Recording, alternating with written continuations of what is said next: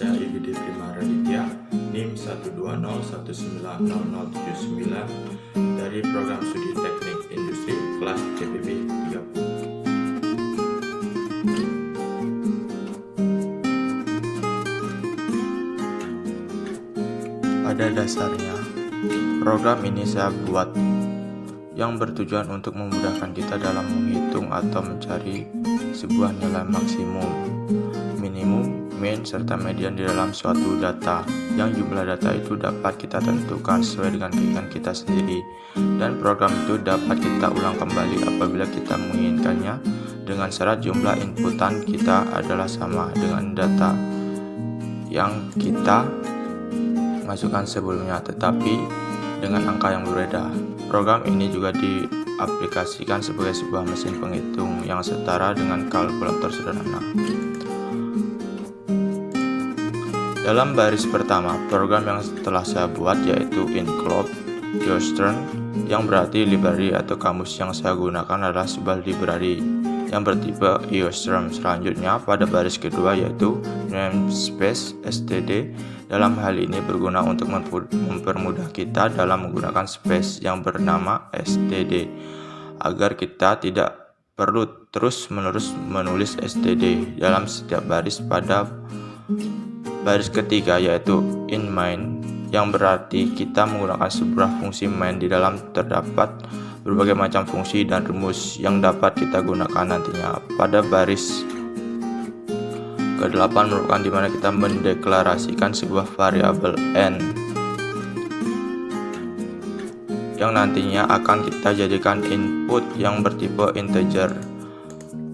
Pada baris ke-9 sama seperti pada baris ke-8, tetapi di situ variabel yang kita deklarasikan bertipe float, dapat berupa bilangan desimal. Di situ yang kita deklarasikan adalah variabel nilai yang berupa array berjumlah 100, variabel yang berjumlah 0, variabel maksimum, variabel minimum, variabel min, dan variabel median.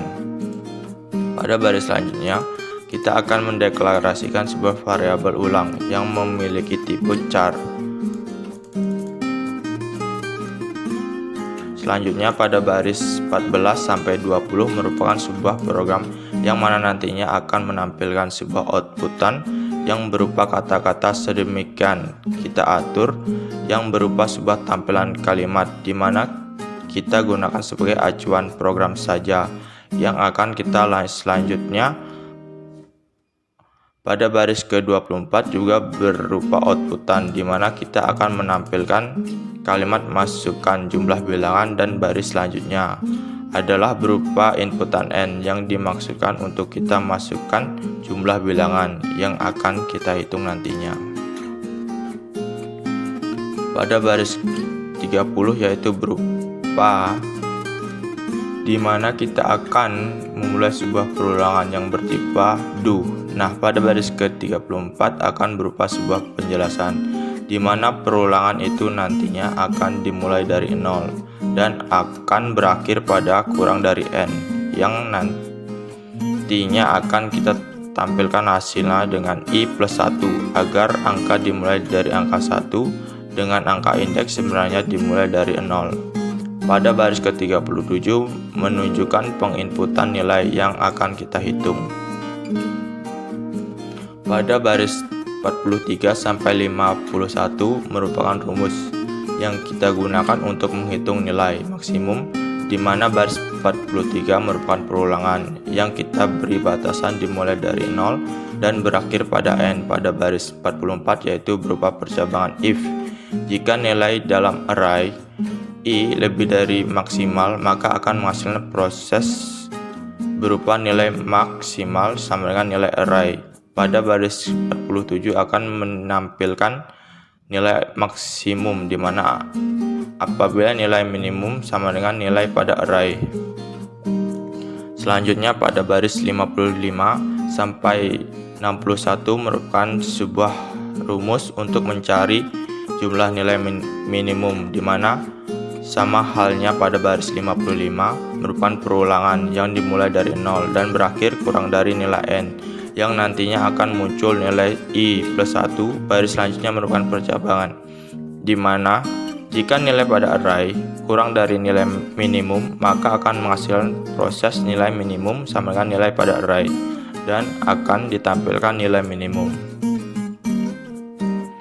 Selanjutnya pada baris 67-75 merupakan rumus untuk mencari sebuah nilai min atau rata-rata, di mana seperti rumus sebelumnya pada baris 67 merupakan perulangan yang dimulai dari 0 dan berakhir kurang dari nilai n. Selanjutnya akan mengalami sebuah proses di mana jumlah sama dengan jumlah plus nilai array, yang nantinya setelah itu akan mengalami proses kembali untuk mencari rata-rata menggunakan rumus rata-rata sama dengan jumlah per n.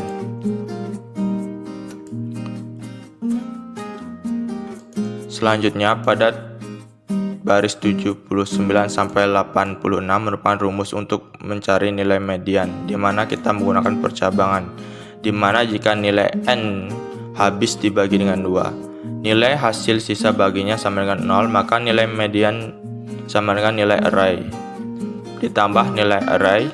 Sedangkan jika nilai n dibagi 2, nilai hasil sisa baginya tidak sama dengan 0, maka nilai median sama dengan nilai array dan akan menampilkan hasil median.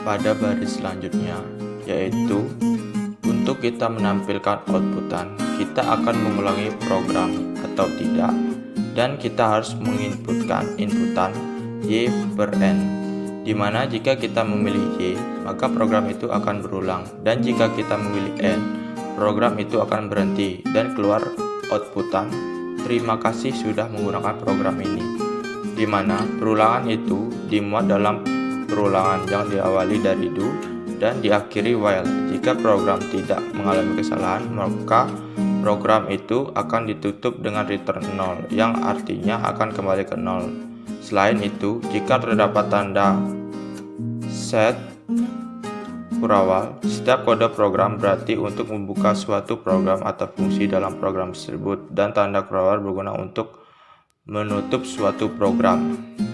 Baik, kita akan melakukan demonstrasi program pertama, yaitu mata kuliah matematika dasar. Langsung saja kita compile and run supaya kita mengetahui apakah program berjalan atau tidak.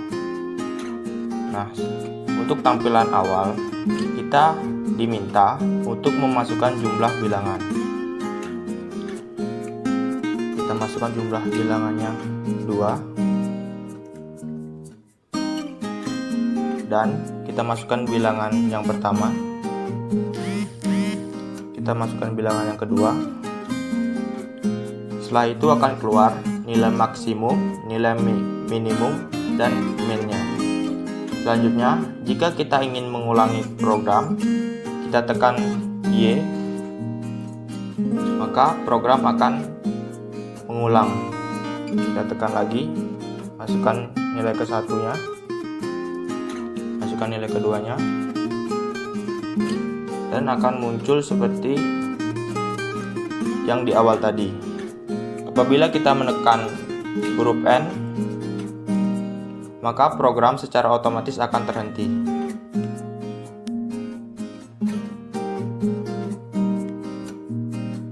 Dan ini merupakan flowchart dari program pertama.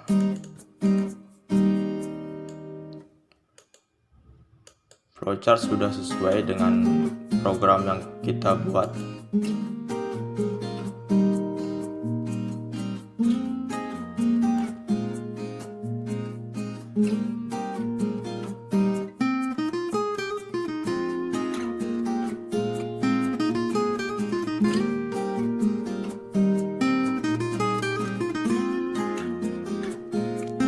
Untuk program kedua sama seperti program yang pertama.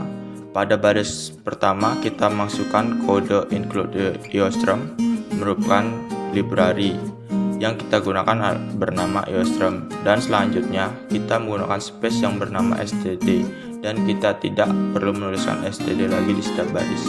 Selanjutnya, pada baris keempat merupakan fungsi yang bernama main, dan pada baris ke-8 sampai 13 merupakan pendeklarasian variabel. Pada baris ke-8 terdapat variabel bakteria yang bertipe string dan memiliki jumlah array 9 buah. Di sana juga telah dideklarasikan isi array-nya. Selanjutnya pada baris ke-9 merupakan variabel yang bernama arcia yang bertipe string dan memiliki jumlah array 7 dan isi array-nya juga telah dideklarasikan. Selanjutnya pada baris ke-10 merupakan variabel yang bernama eukaryota bertipe string dan memiliki jumlah array 10 yang telah dideklarasikan isi array-nya. Selanjutnya pada baris ke-9 dan ke-10 merupakan pendeklarasian variabel x dan y yang bertipe integer atau angka, dan yang terakhir adalah variabel yang punya tipe char karakter. Pada baris ke-17 sampai 23 merupakan outputan yang nantinya akan mengeluarkan outputan kalimat yang sesuai dengan apa yang telah kita deklarasikan pada baris. Dan pada baris ke-27 merupakan sebuah tampilan yang menampilkan outputan sebuah pilihan. Pada baris ke-31 merupakan sebuah fungsi do, di mana perulangan itu akan dimulai pada baris ke-35 merupakan sebuah inputan, di mana kita nantinya memasukkan inputan variabel x yang bertipe integer, di mana nantinya kita hanya menginput angka saja dan tidak bisa huruf. Pada baris 41 sampai 43 merupakan sebuah rumus untuk mencari dan menentukan pilihan satu menggunakan percabangan if, di mana kita memilih angka 1, maka akan terjadi perulangan for yang dimulai dari 0 dan berakhir sampai kurang dari 9, yang nantinya akan keluar indeks array i plus 1 dan juga isi array dari bakteria. Pada baris ke-50 sampai 53 merupakan sebuah percabangan else if, di mana jika kita memasukkan inputan x sama dengan 2, maka akan terjadi perulangan array menggunakan for yang akan dimulai dari 0 dan berakhir kurang dari 7, yang nantinya akan keluar outputan indeks array i plus 1 dan juga isi array dari variabel arcia.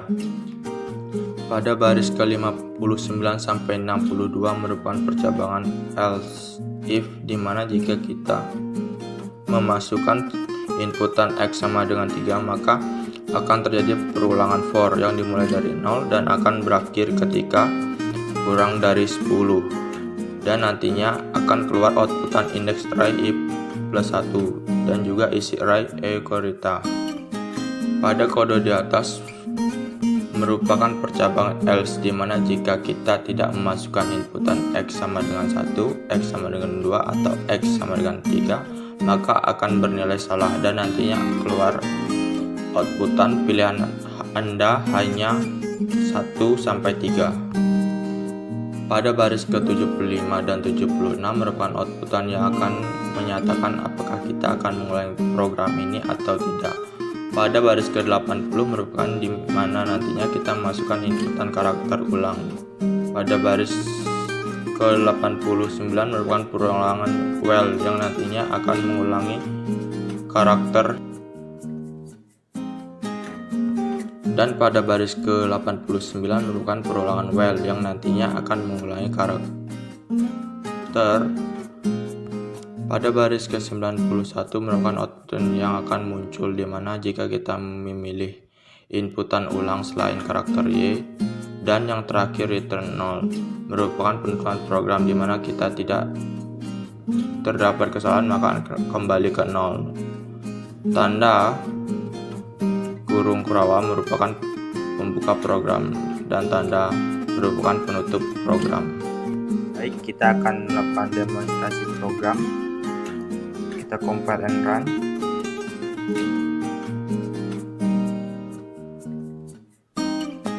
Maka tampilan awalnya yaitu selamat datang di mata kuliah biologi dasar keanekaragaman makhluk hidup. Di sini kita langsung pilih saja salah satu dari 3 jenis domainnya. Umpama kita pilih nomor 2. Kita tekan enter. Maka akan langsung muncul bagian-bagian dari jenis domain yang kedua. Selanjutnya, jika kita ingin mengulangi program tersebut, maka kita akan menekan huruf Y dan kita masukkan kembali nomor 1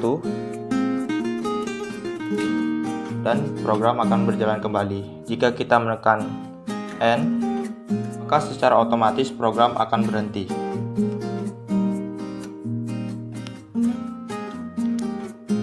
Dan ini merupakan flowchart dari program kedua yang kita buat sesuai dengan program C++. Program kedua